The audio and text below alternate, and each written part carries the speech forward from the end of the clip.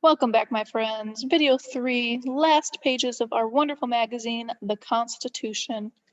Grab your copy if you don't already have it, and let's open it up to page 14.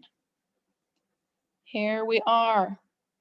Ooh, we got the Democratic donkey, the Republican elephant. What are we going to learn? Top of page 14, other changes to the Constitution. Since the Bill of Rights was passed, more than 11,000 amendments have been proposed. 17 have been ratified by the states, for a total of only 27 amendments to the Constitution, 27 changes since it was originally written. This shows how hard it is to make a change the Constitution. This is what the men who drew up the Constitution intended. They wanted a flexible document that expressed broad principles. That way, it would not have to be amended often. So they don't want specific rules, they want general ideas and rules. Future generations could interpret it according to changing attitudes and new situations. But some amendments have to be necessary, or have been necessary. Right? As everything changes and evolves, so should our laws. All right, so this looks like it's pointing to this. The framers, or authors, did not realize that political parties would become important. They planned for candidates to be elected without parties. They hoped that voters would choose candidates based on individual talents. The person receiving the most electoral votes would become president. The runner-up would become vice president. In 1796, however, electors picked Federalist John Adams as president and Democratic Republican Thomas Jefferson as vice president. Their party differences made it hard for them to work together. The 12th Amendment fixed this by allowing parties to nominate a team for president and vice president. Today, the major political parties in the United States are the Democratic Party and the Republican Party. How interesting that the two people running used to be the president and vice president. So that would be like in our most recent election, Joe Biden being president and then President Trump becoming vice president. But we don't do it that way anymore. People run as a team, president and vice president, like Trump and Pence or Biden and Harris. All right, let's take a look at this photo. With the end of the Civil War in 1865, slavery came to a stop. The 13th and 14th and 15th Amendments reflect this. The 13th Amendment ended slavery.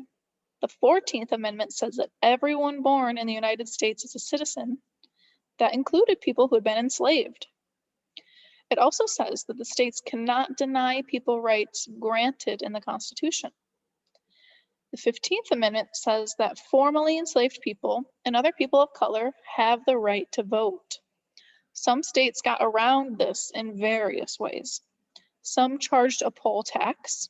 Those who couldn't pay the tax couldn't vote. The 24th Amendment passed in 1964. Wow, it's only like 60 years ago.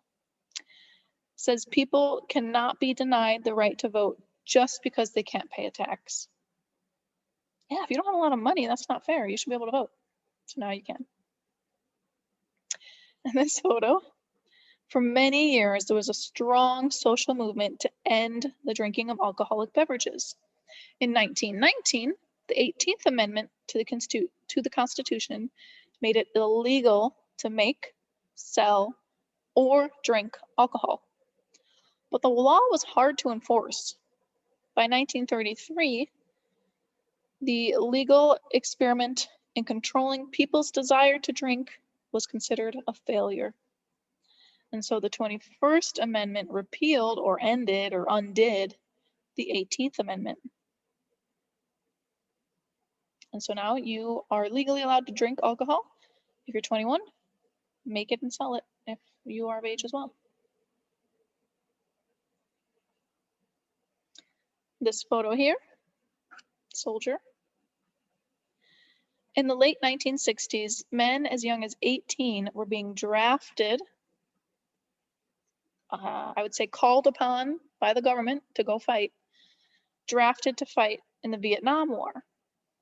Many thought it was wrong that these young men could be forced to go to war, but could not vote. A movement to lower the voting age from 21 to 18 resulted in the 26th Amendment. It was passed in 1971. It grants the vote to citizens 18 and older. Yeah, that's interesting too. At 18, they could be forced to go to war, but weren't allowed to vote. So they changed it, and now you can be drafted and allowed to vote at 18.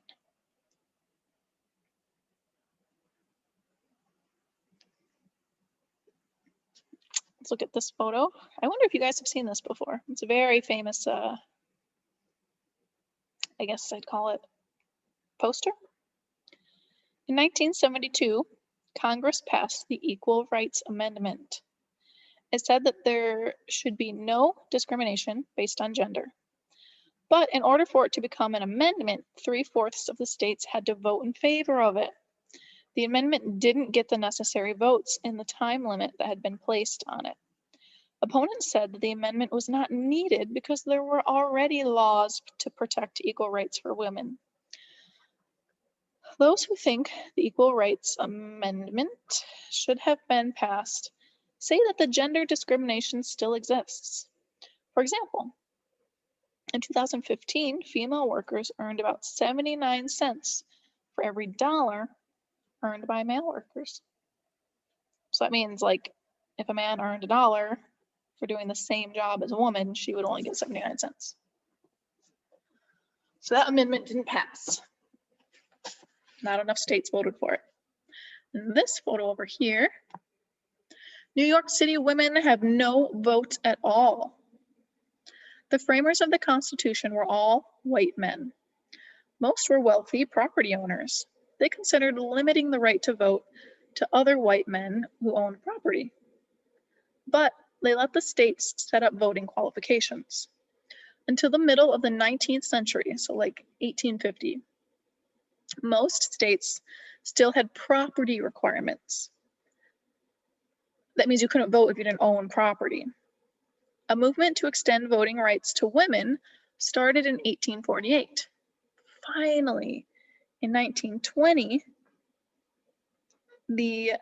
70 years later, finally in 1920, the 19th Amendment gave women the right to vote, also known as suffrage. Very long time, women couldn't vote.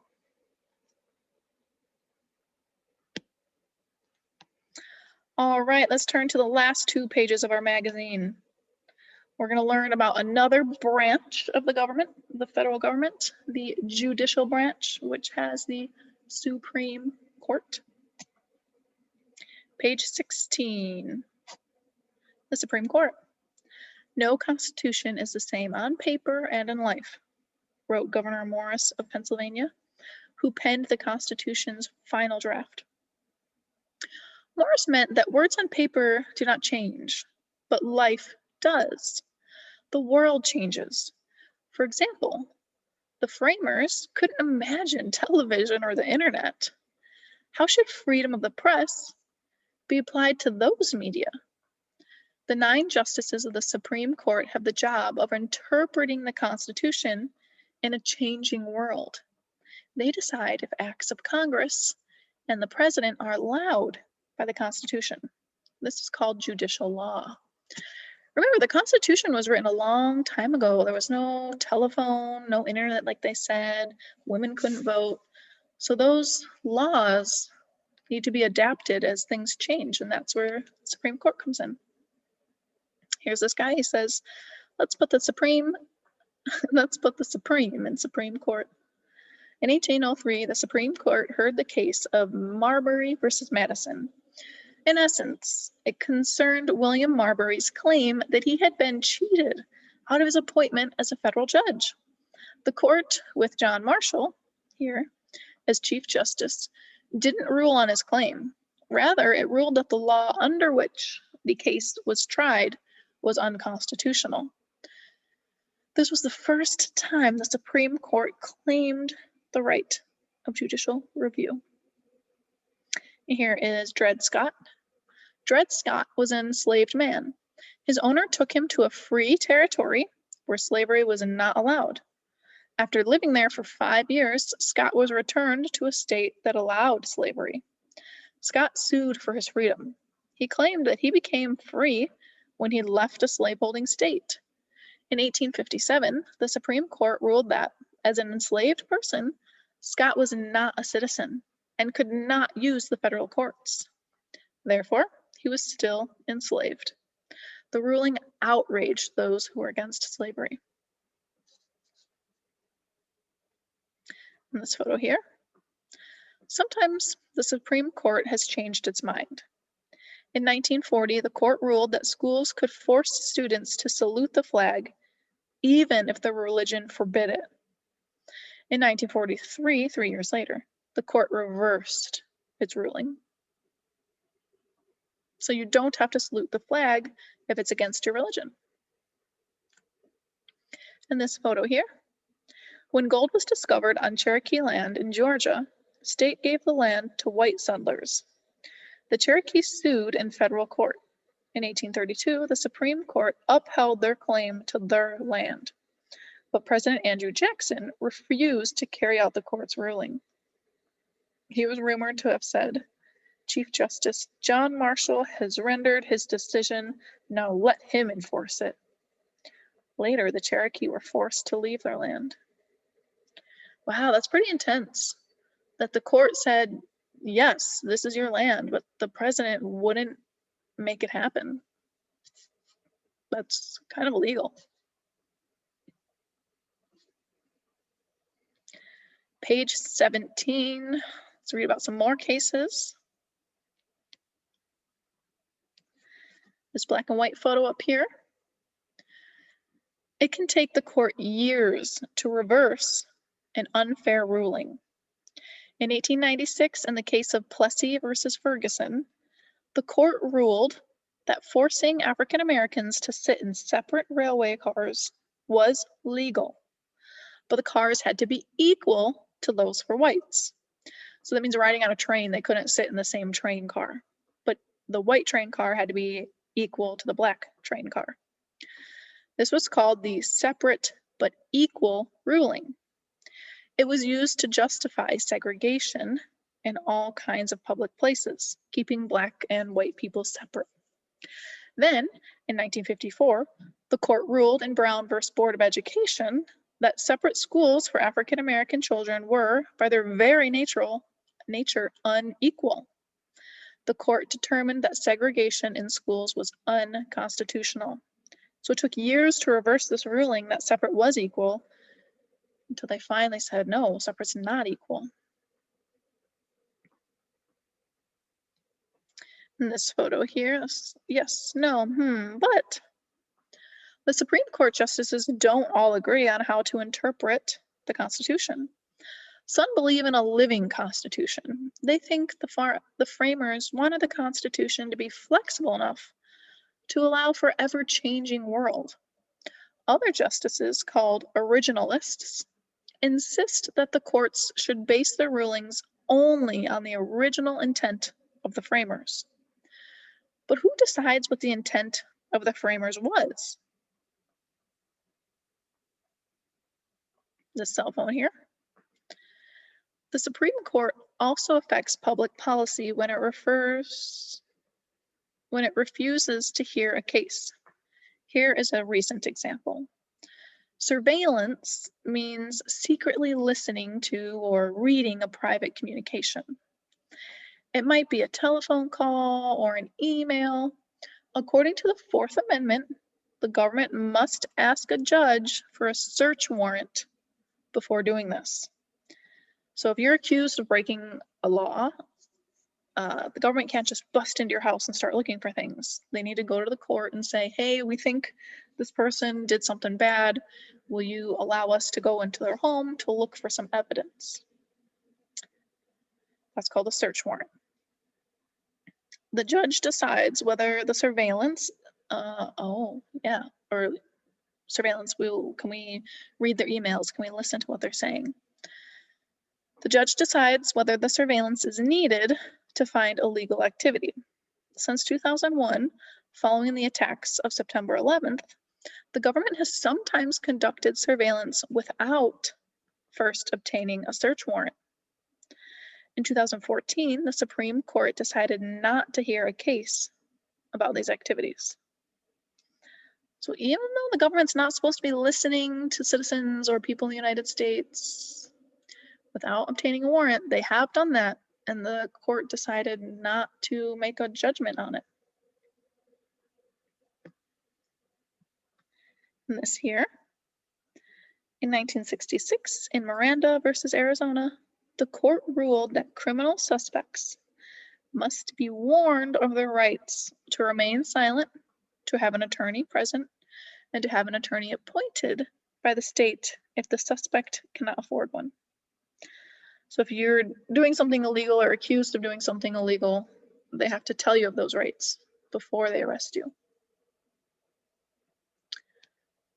And this photo right here looks like a wedding. James, I think that's Obergefell, married John Arthur in Maryland in 2013, where same-sex marriage was legal. When they returned to Ohio, the state declared their marriage illegal. The couple sued. Other same-sex couples around the country also sued to have their marriages recognized in their home states. When Obergefell versus Hodges eventually reached the Supreme Court in 2015, the justices ruled 5-4, so 5 yes, 4 no, in favor of making same-sex marriage legal in all 50 states. Now, same-sex couples, just like the one above, would enjoy the same rights as opposite-sex couples. Among other rights, they would be able to make health or funeral decisions for their partners and also be a legal parent to their partner's children. So being married comes with legal rights, and that's what these couples were fighting for. That's the end of our magazine. We learned about so many cool changes to the Constitution as the world changed. We learned all about some more changes, just not as recent.